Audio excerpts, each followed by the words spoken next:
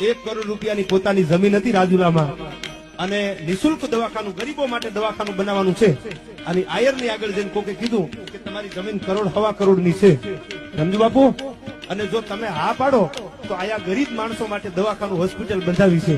તેથી આ સત્ય ઘટનાની વાત કરું છું કોઈ વ્યક્તિ પ્રશંસા નહીં તેથી એને એમ કીધું